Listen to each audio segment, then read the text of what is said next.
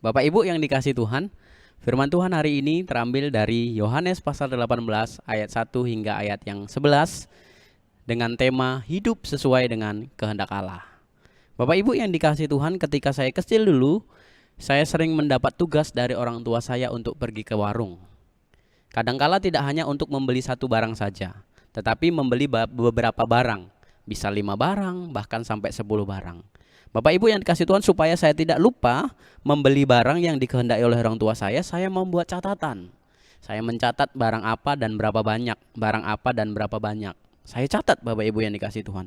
Semua bertujuan supaya saya tidak membeli barang yang tidak dikehendaki oleh orang tua saya, tetapi sebaliknya saya membeli barang yang dikehendaki oleh orang tua saya untuk saya beli.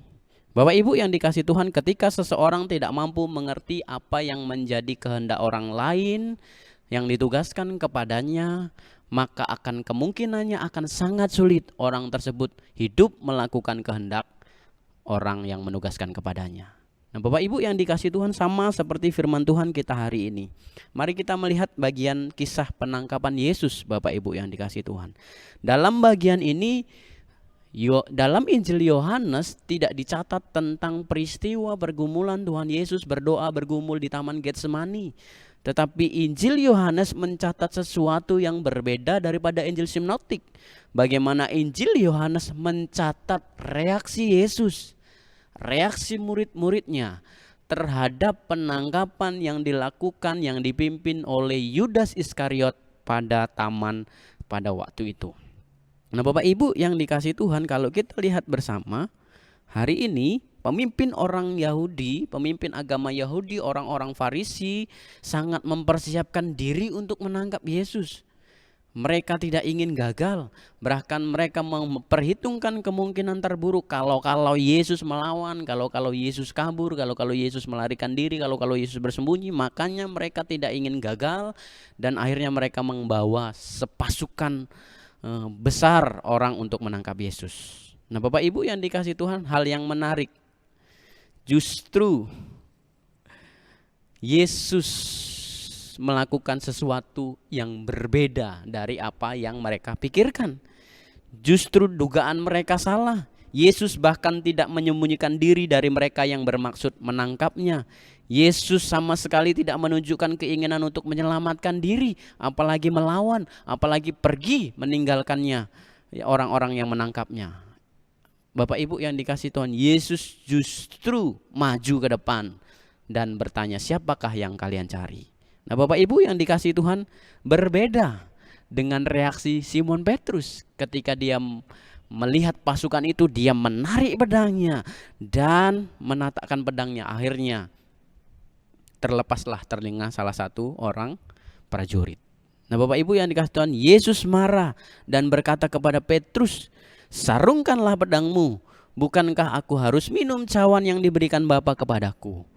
Bapak Ibu yang dikasihi Tuhan, dalam Injil Matius juga peristiwa hilangnya telinga salah satu prajurit juga dicatat, Bapak Ibu yang dikasihi Tuhan. Hanya berbeda sekali bahwa dalam Matius, Petrus suruh memasukkan pedangnya ke tempatnya supaya akhirnya pedang itu tidak membunuhnya.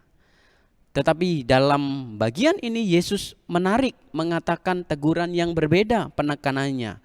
Petrus harus menyarungkan pedang itu supaya tidak menghalangi rencana ilahi Allah yang sedang berjalan di dalam diri Tuhan Yesus. Maka Yesus harus meminum cawan tersebut. Cawan tersebut menjelaskan bahwa jalan salib Yesus bukanlah pembelaan diri, namun penaklukan diri, ketaatan penuh, penaklukan diri penuh, penyerahan diri penuh kepada kehendak Allah apapun resikonya. Bagi Yesus, salib adalah tujuan kedatangannya ke dunia, dan ia telah berkomitmen untuk taat menanggungnya. Maka kisah penangkapan Yesus memperlihatkan bahwa Yesus sepenuhnya berserah pada kehendak Allah. Dia taat dan dia hidup dalam kehendak Allah. Bapak Ibu yang dikasihi Tuhan, ketaatan dan kerelaan Yesus meneguk cawan derita itu membuat engkau dan saya menerima keselamatan. Nah, Bapak Ibu yang dikasihi Tuhan, mengerti dan tidak mengertinya seseorang akan kehendak Allah akan menentukan apa yang orang itu akan lakukan, apa yang orang itu akan utamakan, apa yang orang itu akan kerjakan dan bagaimana orang itu akan hidup. Ketika seseorang mengerti kehendak Allah, maka akan kemungkinannya akan sangat besar sekali dia akan hidup sesuai dengan kehendak Allah tersebut. Nah, Bapak Ibu yang dikasihi Tuhan, suatu ketika ada seorang misionaris yang menyadari kehendak Allah dalam hidupnya adalah untuk memberitakan Injil. Maka dia memutuskan untuk menjadi misionaris. Ketika dia menjadi misionaris, dia beserta dengan 4 orang temannya dikirim ke suatu tempat, ke suku yang dikenal paling kejam waktu itu. Singkat cerita, mereka berkunjung ke sana, tapi ternyata yang mereka dapati adalah hal yang mengerikan. Justru mereka diserang dan akhirnya mereka dibunuh. Sang pemimpin tim yang mengutus mereka mencari tahu keberadaan mereka, dan akhirnya didapati mereka sudah mati dan tubuhnya sudah tergeletak. Nah, Bapak Ibu yang dikasihi Tuhan, hal yang aneh, mereka diperlengkapi dengan senjata, tetapi senjata itu tidak mereka gunakan untuk menyerang atau bertahan. Nah, Bapak Ibu yang dikasihi Tuhan, peristiwa itu disampaikan di kabar berita di Amerika dengan suatu kemarahan akan peristiwa suku-suku pedalaman itu terhadap orang-orang yang mencoba membantu ke sana. Sampai suatu ketika istri salah seorang misionaris tersebut diwawancarai, dan istri salah seorang misionaris tersebut berkata bahwa suami saya telah mempersiapkan dirinya untuk peristiwa itu. Dan akhirnya dia mencapai tugasnya. Cerita belum selesai, akhirnya sang istri dan anak-anak mereka juga pergi ke tempat yang sama, berbagi kasih, menolong dan peduli di sana. Sampai akhirnya salah satu suku pedalaman itu pemimpinnya bertanya, siapakah kalian? Kenapa kalian menolong kami? Salah seorang istri misionaris itu berkata bahwa kami adalah istri dari orang-orang yang kalian bunuh itu. Dan kami datang ke sini adalah karena kasih Tuhan. Hingga akhirnya suku itu semua menerima Tuhan Yesus, dan salah satu orang yang membunuh 5 misionaris tersebut memutuskan untuk menjadi seorang pendeta.